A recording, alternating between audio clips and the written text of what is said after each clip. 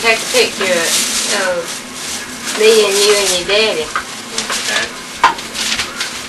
Well, what would you,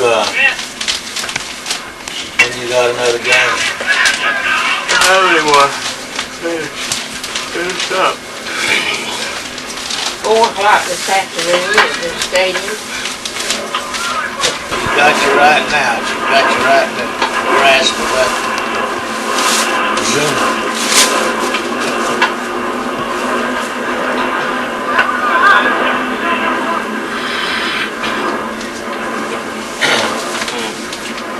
Did the airplane noise? I noticed Clayton State got a ad for somebody in security there. That had 2 years college. Do they require anything other than high school education now at Georgia State? I'm just thinking about it, I'm not really sure. I don't know much about the qualifications and Carolyn, does this record your voice right now? Yes. Well,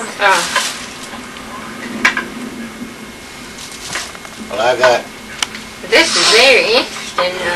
And which team is it that now?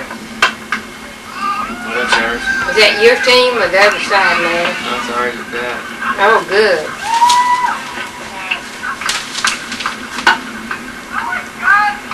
I listed down in there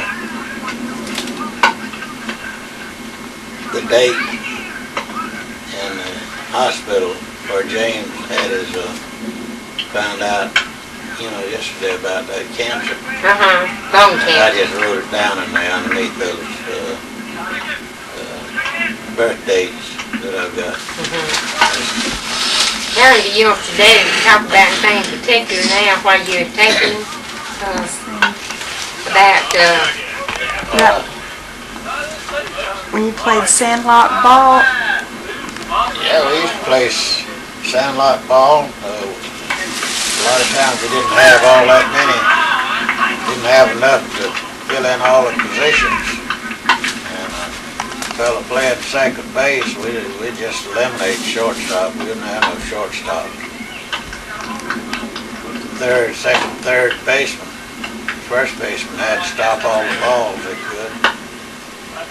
Did you play with your brothers? Brothers, yeah, and, neighbors.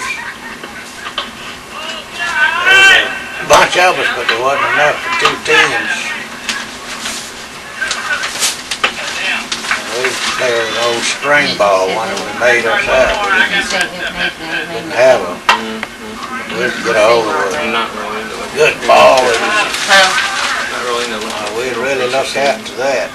well, Now they used to make some baseballs that was stuffed with cotton seed. And you could hit that thing, it'd be perfectly a good looking ball, and the first time you wrapped it one, that old ball would get egg shaped. After about half a game with it, you could see the cotton seed coming out of it. did you see the country card from Bertie? Yeah. Oh, well, he showed you that. We had some old hard, we used to use a sponge ball when we did it, and it lasted pretty good. And we had a hard rubber ball, and that thing would knock them down if you hit one of them like that. You gotta get out of the way, and they'd roll, look like they just keep rolling. Made our own bats. Okay, I'll tell you who he We is. used to play football, and we actually, you talk about pigskin, when we'd kill hog, we'd save the bladder, and we'd take a reed and stick down that, go out of the gut going into the bladder, blow that bladder up, and then tie it real good, and we use that pig's bladder for a football. And it was tough too. You couldn't hardly bust the thing as long as you keep it tied up. And our old pigskin would dry out. The fat be cut off of it and just skinned down to the hog. And there wasn't any fat. There's a tube like the gut going down where your urine come out, I guess. And that was where you stuck the reed. You grew some bamboos, and we'd cut one of those bamboos and take the reed and stick down through that hole into that pigskin and blow it up, and then fold that gut over, flap it, and tie it real tight with a good strong string, and then we'd use that bladder for a football. It was about that big around, I guess. It wasn't as big as a football, but it was shaped kind of similar to a football. Well, that was a real pigskin there when I was a boy.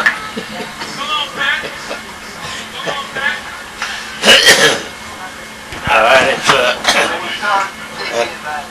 cane syrup is made down in South Georgia. Is made now with what they call evaporators. It evaporates the moisture out and leaves just the sugar cane syrup that John had on his pancakes the other morning. Was made down in South Georgia. And the way they make it today, they have what they call evaporators. They evaporate the moisture down to the point where the juice is down to a syrupy consistency that they want it. But